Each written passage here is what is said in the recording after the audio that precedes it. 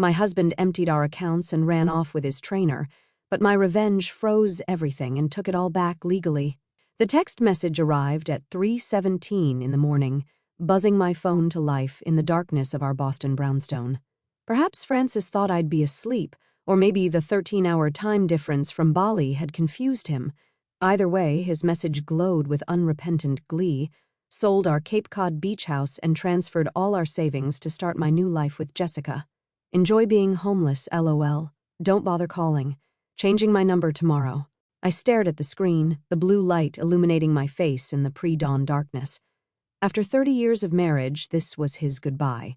A text message punctuated with LOL. I set my phone down on the nightstand and took a deep breath. My name is Alice Mercer, and at 52, I never expected to be starting over, but I also never expected my husband of 3 decades to drain our accounts and run off with his 29-year-old personal trainer. Though, to be honest, I had suspected something for months. The first sign had been Francis's sudden interest in fitness last spring. After years of dismissing my gentle suggestions about health checkups, he'd abruptly signed up with an exclusive gym and started disappearing for 2-hour training sessions 3 times a week. By summer, those sessions had increased to daily, and he'd lost 30 pounds. "You should be happy for me," he'd snap whenever I questioned the mounting credit card charges. "I'm finally taking care of myself." Then came the password changes on our financial accounts, the secretive phone calls, and the business trips that oddly aligned with his trainer Jessica's Instagram posts from the same locations. I'm not a confrontational person by nature.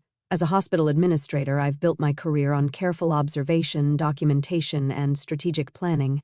So, instead of making accusations, I started taking notes, collecting evidence, and consulting professionals. When Francis mentioned he was planning a solo wellness retreat in Bali, I knew it was time to implement the protection plan I'd spent months developing with my attorney.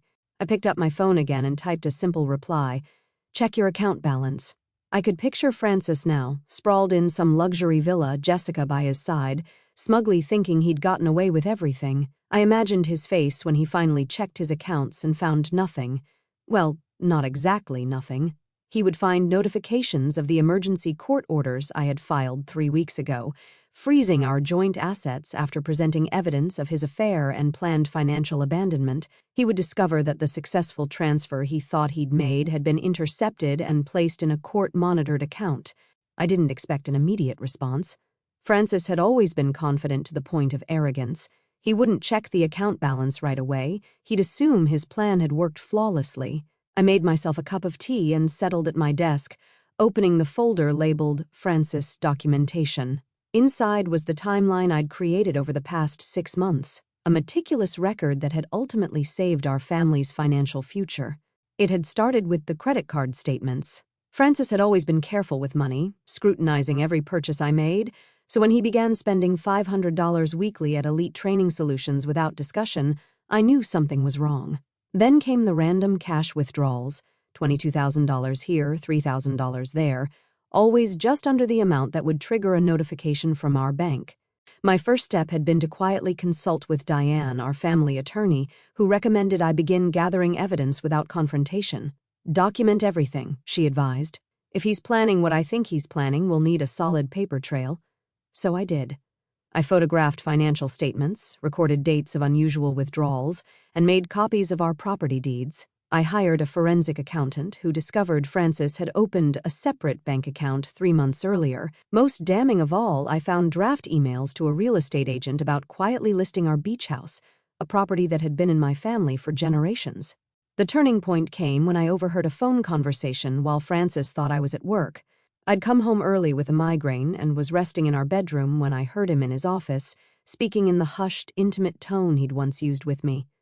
"Jessica, baby, it's all coming together," he said. "The beach house should sell quickly. Alice has no idea. Once that money hits our account, I'll transfer everything to the offshore account we set up. By the time she figures it out, we'll be living the dream in Bali." I lay there, absolutely still, as my husband of 30 years plotted to leave me destitute.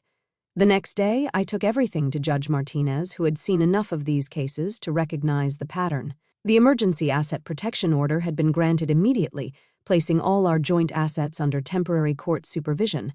Any attempts to transfer large sums would be automatically flagged and held. The morning light was beginning to filter through the curtains now. Our children, Thomas and Elise, would be calling soon. They knew everything. I'd sat them down 3 days ago to explain what their father was planning and the legal steps I'd taken. At 27 and 24, they were old enough to understand betrayal, though the pain in their eyes had nearly broken me. My phone buzzed again.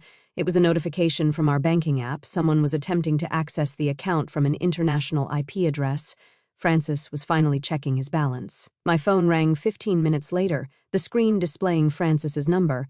Apparently, he hadn't changed it yet, as threatened. I let it ring 4 times, using the moments to center myself before answering. "Alice, what the hell did you do?" Francis's voice was a mixture of rage and panic, the sound of his paradise crumbling around him. "Good morning, Francis," I replied calmly. "I see you checked the accounts."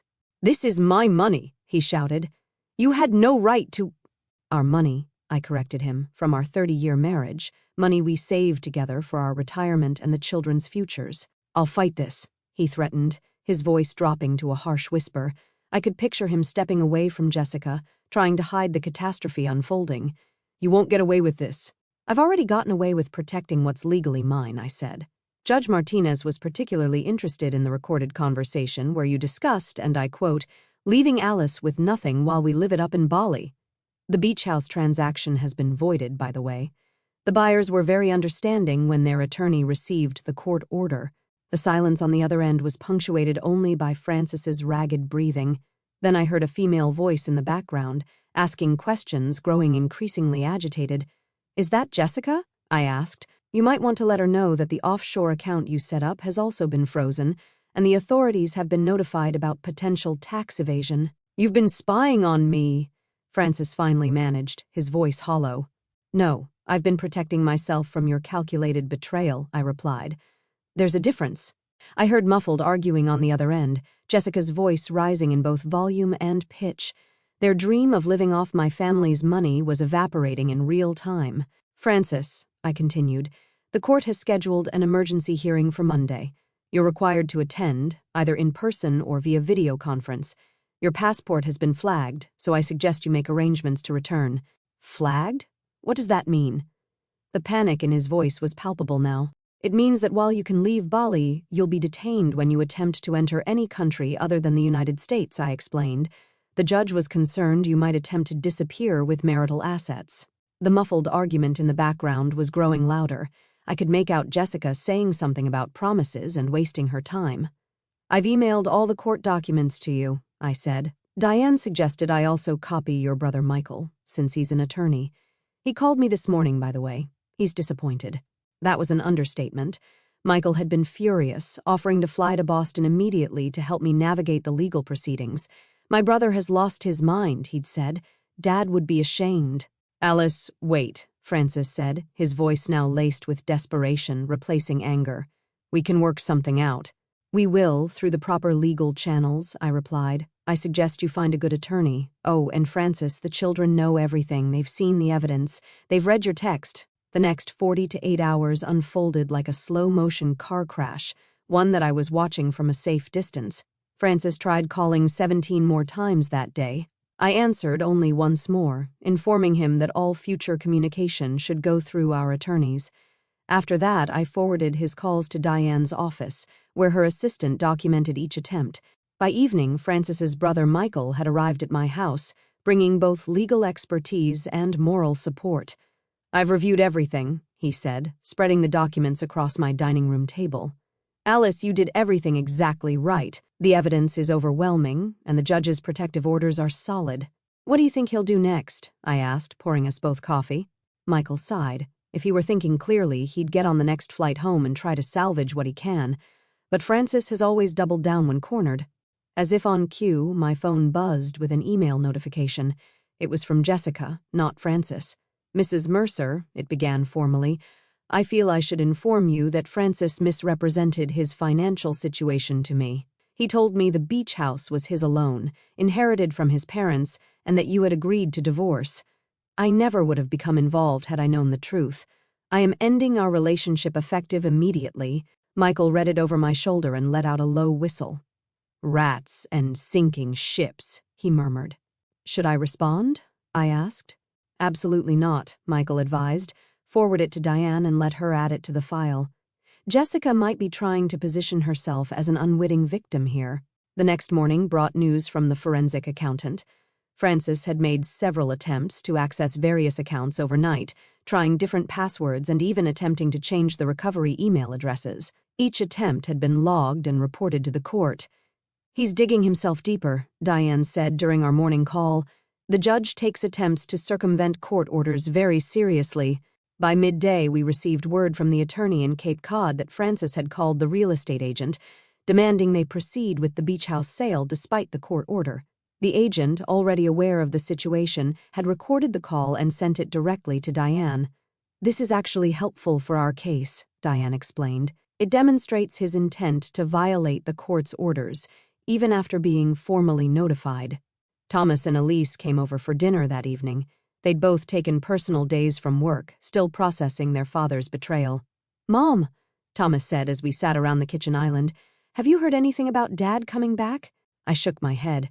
"Not directly, but Michael thinks he'll have to return soon, if only to try to defend himself in court." Elise, always the more emotional of the two, pushed her food around her plate. "I still can't believe he texted you like that. Enjoy being homeless." "Who says that to someone after 30 years? Someone who thought he'd gotten away with it," Michael replied, joining us with a stack of new documents. "Which brings me to this. We've just received notification that Francis has booked a flight back to Boston. He lands tomorrow evening."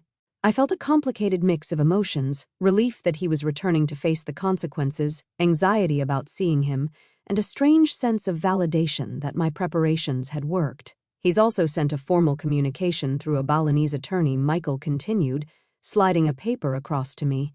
"He's claiming the text was sent as a joke and that there was a misunderstanding about the beach house listing." "A joke?" Elise's voice rose in disbelief. "After we saw all the evidence?" Francis's return to Boston played out like a carefully orchestrated legal ballet. Diane had arranged for a court officer to serve him with papers the moment he cleared customs at Logan International Airport. Michael's colleague waited in the terminal, sending us live updates as events unfolded. "He just arrived," Michael reported, reading from his phone as we sat in Diane's office. "Looks shell-shocked, no sign of Jessica. Court officer approaching now." I nodded, maintaining my composure, though my heart was racing. After 30 years of marriage, I knew Francis well enough to anticipate his response. First denial, then bargaining, followed by misdirected anger, and finally, when all else failed, tearful pleas for forgiveness. "Alice," Diane said gently, "are you absolutely certain you want to be present at tomorrow's hearing? You could authorize me to represent you fully." "I need to be there," I replied, not for Francis, but for myself. I spent too many years being invisible, accommodating his needs and dreams at the expense of my own. Elise squeezed my hand supportively. Both our children had insisted on joining me at the law office, forming a united front as we navigated this painful chapter. 2 hours later, Francis's newly hired attorney called Diane. They requested an emergency meeting before the hearing, Diane explained after the call, a last-minute attempt to negotiate. "They're offering a settlement. Francis is willing to allow you to keep the beach house if you'll drop the emergency orders and agree to a quick, quiet divorce." "Allow me?" I repeated, the absurdity almost making me laugh. "The beach house that's been in my family for 4 generations?" "Exactly," Diane nodded. "It's not a serious offer. They're fishing to see what you might accept." "Tell them we'll see them in court," I said firmly. That evening, as I was preparing for bed, my phone rang with Francis's brother's number. "Alice, I'm with Francis," Michael said, his voice tense. "He's asking to speak with you before tomorrow's hearing. I've advised against it, but he's insistent." I took a deep breath. "Put him on speaker, but stay in the room, Michael." "Alice." Francis's voice sounded rough, defeated. "This has all gotten out of hand. I made a terrible mistake." "Which mistake, exactly?" I asked calmly. "Planning to steal our savings, attempting to sell my family's beach house, or texting me that I should enjoy being homeless?" "I wasn't thinking clearly," he stammered. "Jessica, she made everything seem possible, a new life, a fresh start. But she's gone now. The minute she realized there wasn't any money, she disappeared." "How surprising," I remarked dryly. "I want to come home," he said, his voice breaking. "We can put this behind us. 30 years, Alice. Doesn't that count for something?" For a moment, I remembered the young man I'd married, Ambitious, charming, full of dreams we were going to build together. But that man had disappeared long ago, replaced by someone willing to destroy me financially and emotionally without a second thought. It counted for something, I replied softly. That's why I documented everything so carefully. That's why I protected what we built together. And that's why I'll see you in court tomorrow. After hanging up, I sat on the edge of our bed, my bed now, and allowed myself a moment of grief for the marriage I'd thought we had. Tomorrow would require all my strength, all my dignity. The courthouse was imposingly formal, all polished marble and echoing hallways. I sat beside Diane at the plaintiff's table, my posture straight, hands folded calmly on the polished wood surface. Thomas and Elise sat directly behind me, while Michael had positioned himself halfway between our table and where Francis would sit, a visual statement of his divided loyalties but ultimate support for the truth. When Francis entered with his attorney, I was shocked by his appearance. The confident, tanned man who had left for Bali 3 weeks ago looked haggard and diminished. He attempted to catch my eye, but I kept my gaze forward, focusing on Judge Martinez as she entered the courtroom. "We're here on the matter of Mercer versus Mercer," the judge began, reviewing the documentation before her. "I see the temporary asset protection orders were issued 3 weeks ago based on evidence of attempted fraud and financial abandonment." Francis's attorney, an aggressive litigator named Gregory Powell, immediately stood. "Your Honor, my client wishes to assert that there has been a serious misunderstanding. The text message in question was sent in poor judgment but was never intended." Judge Martinez cut him off. "Mr. Powell, I've reviewed the extensive documentation, including recorded conversations, email drafts regarding the unauthorized sale of jointly owned property, and multiple attempts to access frozen accounts after court orders were issued. Let's not waste this court's time with implausible explanations." Powell sat down, chastened. Francis seemed to shrink further in his seat. The hearing proceeded methodically. The forensic accountant presented his findings, showing how Francis had systematically withdrawn nearly $887,000 in small amounts over 4 months. The real estate agent testified via video conference about Francis's instructions to sell the beach house without my knowledge. Most damning was the evidence from Francis's own devices, the emails, the offshore account setup, the conversations with Jessica planning their new life. When Francis finally took the stand, he attempted a strategy of contrition. "I made a terrible mistake, Your Honor," he said, "a midlife crisis that got out of hand. I never actually intended to leave my wife destitute. Yet your text message specifically stated, 'Enjoy being homeless,'" Judge Martinez noted, looking over her glasses at him. I was showing off for Jessica," Francis admitted, his voice barely audible. "I wanted to impress her. By threatening to make your wife of 30 years homeless?" The judge's tone made it clear how she viewed this explanation. After 3 hours of testimony, Judge Martinez delivered her ruling. The court finds overwhelming evidence of attempted fraud and financial abandonment. The temporary orders freezing all marital assets will remain in place pending final divorce proceedings, she continued, fixing Francis with a stern gaze. Additionally, the court finds Mr. Mercer in contempt for his multiple attempts to circumvent these orders after notification. She assigned a court-appointed financial guardian to oversee all marital assets during the divorce process and ordered Francis to surrender his passport. Most significantly, she granted my petition for exclusive use of our Boston home and the Cape Cod beach house during proceedings.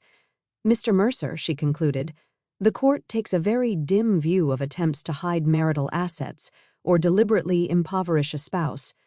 You're fortunate that Mrs. Mercer discovered your plans before you succeeded." As we gathered our things to leave, Francis approached, ignoring his attorney's attempt to stop him. "Alice, please," he began, his voice breaking. "Where am I supposed to go?" I looked at him directly for the first time that day. "That's a question you should have considered before telling me to enjoy being homeless," I said. "I'm sure you'll figure something out." 6 months after the court hearing, I sat on the deck of the Cape Cod beach house, watching the October sunset paint the water in shades of gold and crimson. The divorce had been finalized 3 weeks earlier, ending our 30-year marriage with the stroke of a judge's pen. The final settlement had been fair but firm. The court awarded me the beach house outright, plus 70% of our retirement funds and investments, citing Francis's deliberate attempt to defraud. Francis received the smaller of our two cars and enough liquid assets to secure modest housing. He'd been ordered to pay my legal fees in full. "Mom," Elise appeared at my side, the sea breeze tousling her hair. "Tea's ready." "Thanks, sweetheart," I said, accepting the steaming mug, wrapping my hands around its warmth as the evening air cooled. Thomas emerged from inside, phone in hand. Uncle Michael called. "Dad's finally found an apartment. He starts his new job at the community college next week." I nodded, feeling neither joy nor sorrow at the news. Francis had lost his executive position after the scandal. His former company wanted nothing to do with someone who had attempted such calculated financial deception. "Are you okay?" Elise asked, studying my face. "I am," I replied, surprised to find it was true. I never wanted Francis to suffer. I just wanted to protect what was rightfully ours. As the waves lapped gently against the shore, I realized that while Francis had lost nearly everything, I had gained something unexpected, strength I never knew I possessed, and a clearer vision of the life I wanted to build moving forward. 1 year to the day after receiving Francis's cruel text, I stood at the podium in Boston University's conference center, addressing a room full of attentive faces. The event, Financial Security After Betrayal, had drawn over 200 attendees, mostly women over 50 facing situations similar to mine. "Preparation isn't paranoia," I told the audience. "Documentation isn't distrust. They're forms of self-protection that everyone deserves." After my case had been covered in the Boston Globe, I'd received dozens of messages from women who had experienced financial abuse but hadn't known how to recognize it or protect themselves. Their stories had inspired me to team up with Diane and several financial experts to create this workshop series. In the front row sat Thomas and Elise, both beaming with pride, beside them Michael, who had become an unexpected ally and friend throughout the divorce. In the months since finalizing my divorce, I had found purpose in helping others navigate similar situations. As for Francis, I had heard he was slowly rebuilding his life. The last update from Michael mentioned he was teaching business ethics at a community college, an irony not lost on anyone in our family. Jessica had apparently moved on to another affluent target in Florida. After the presentation, as people lined up to ask questions, an older woman grasped my hand tightly. "My husband of 42 years is planning something similar," she whispered. "Thanks to you, I've already contacted an attorney and documented everything." Her words validated everything.